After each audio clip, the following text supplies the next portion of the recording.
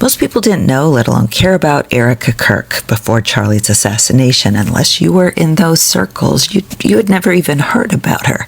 People didn't wake up one day looking to go after a widow. Even the assholes who were celebrating Charlie's assassination, they weren't going after Erica. But then Erica, she's like this insect who willingly goes toward the light and then gets zapped. I'm not advocating, bugs. If I could, I pick up spiders and put them outside. If you see me, please don't squish me. I want to be your friend all day long. If you're somebody who thinks that it is just abhorrent, disgusting, disgraceful to, quote unquote, attack I kind of went a little early on the air quotes there, to attack grieving widow, I should just stick with grieving widow, to attack a grieving widow. Nailed it. If you really haven't been able to comprehend that, this should help you understand. I still have this eye infection. It's killing me. It's been 2 weeks now. But if you're somebody who's been accused of just being cruel for attacking a widow, you need to know you're not crazy for calling this stuff out. And it all started with this. JD, Usha, and Erica leaving Air Force too. It was the first time I had ever seen Erica Kirk, and really it was just the hair, all the hair. Video is being taken from across the street by official press people. You can tell that because the cars are going by. But then there was also other video being taken by someone Erica assigned to do so.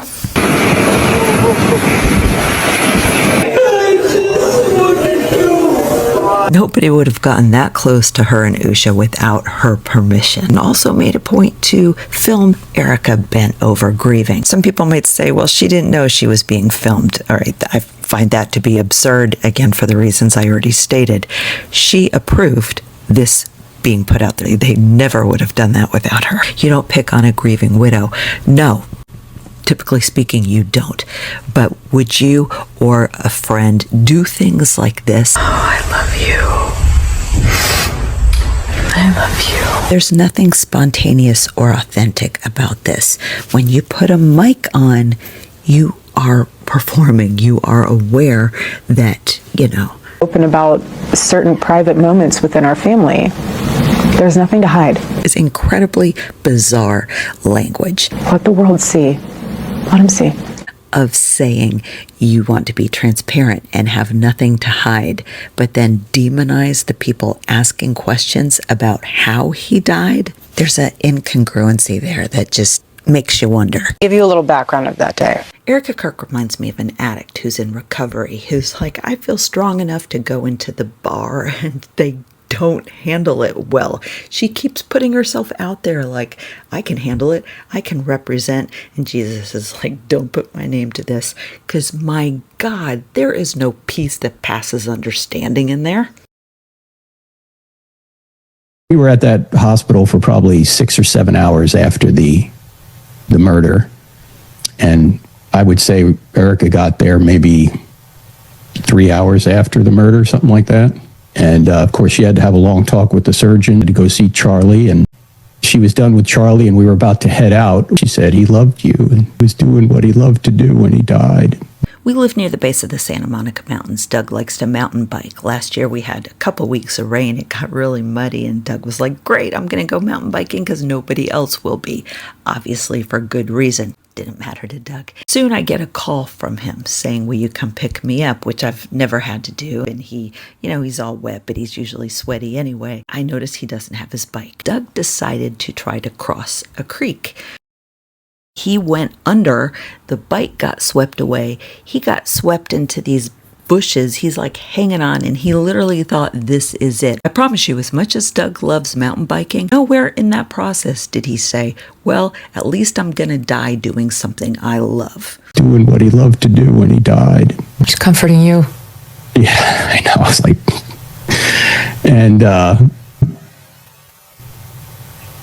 and then she said something about making sure her husband's legacy continued. She had just seen Charlie dead. She comes downstairs. It's basically, let's go. To be clear, in less than 4 hours, according to Frank Turek's timing, Erica learned of Charlie's death, the man she claimed was the love of her life, looked at his body, came back down to the lobby, and said, "Let's get to work." As I'm sure you've noticed, Erica Kirk has a flair for the dramatic. I don't remember the last time I slept. We get home. The team goes to dinner. That strongly implies they went to a restaurant. They get Erica Kirk back to her house and they leave her. Laying in my daughter's bed, and I can't sleep.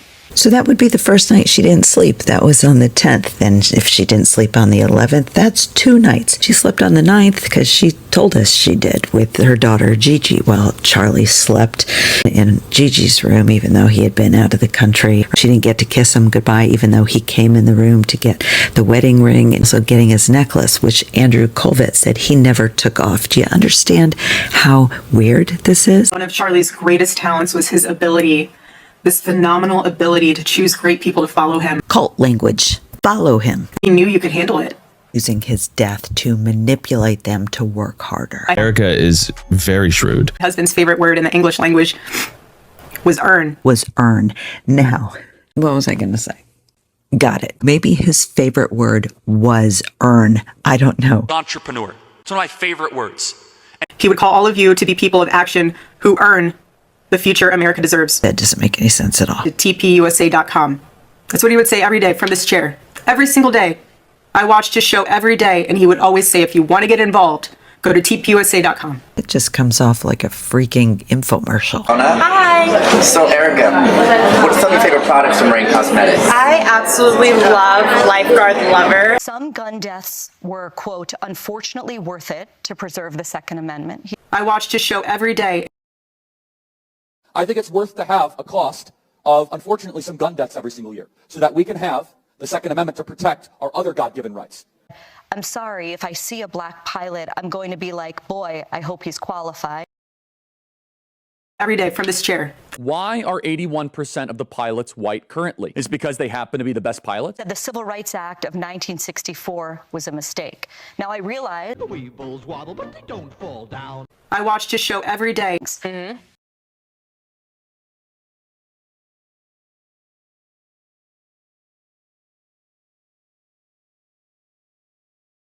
Love for everyone to be able to watch the full and entire clip of what he said. She's the new CEO. Her response is Google it.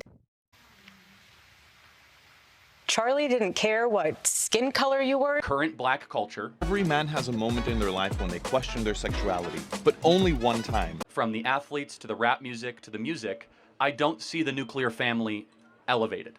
You have to ask yourself a second time, maybe you're gay. Nor is it an internal black cultural expectation. He didn't care what religion you were. Again, there's no such thing as Islamophobia. It's Islamic realism. He loved excellence. He loved knowing that people, his favorite word was earn. He loved knowing that people worked hard to earn what they got. That was back in December, and it's only gotten worse. Look at her face. What the fuck with this woman? He worked so hard to build Turning Point USA. That's irrelevant. You want to learn what that really means? Sometimes somebody tells you everything about themselves in just one sentence. Conversation with Charlie in the green room in Korea. Like, that is a man who wants us to know that he was in a very important place with a very important guy, and they were in the very important people room. He said something to me that he'd said a number of times. He said, It's gonna be good.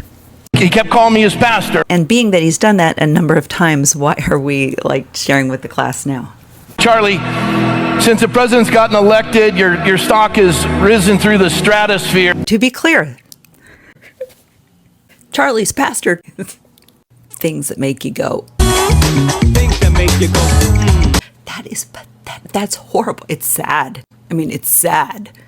Now I'm angry. That kind of energy is star fuckery. Oh yeah, pastors can be star fuckers. Charlie's pastor, who undoubtedly has said things like, be in the world, but not of it, or at least I hope so. Render unto Caesar, Caesar's stuff. That's the new Feckety version. He is more valuable now. Not because he's the child of a king, but because he's rubbing shoulders with the president. That's fucked up. Oh yeah, Jesus said I can cuss during this one. He said, Rob, not only are you my pastor, but you're America's pastor. Faded from my view after the memorial, but that stuck with me because I remember thinking he is just warming his hands off somebody else's fire. I lived in Nashville for 20 years in Christian music industry circles. I was on staff at a church.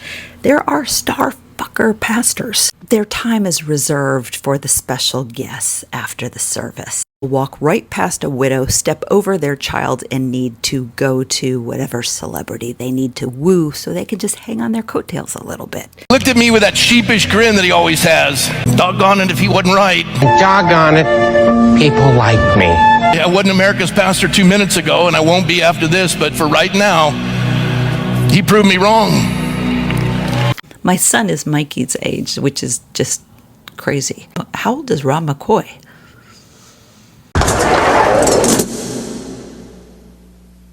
Turning Point staff, as I walked in here, everyone is worried. All of the staff, but he was there, don't worry. Turning Point isn't going to be successful. Realize how annoying it is when people do that. Without Charlie Kirk's presence, they pulled off the largest event in Turning Point history. He is still the headliner. We were able to pull off an event of a century. Pulled off an event of a century. That woman makes some weird words. Over 200,000 for merch sales. Don't quote me on that because I think it just keeps like bumping up like crazy. Turning Point is alive and well.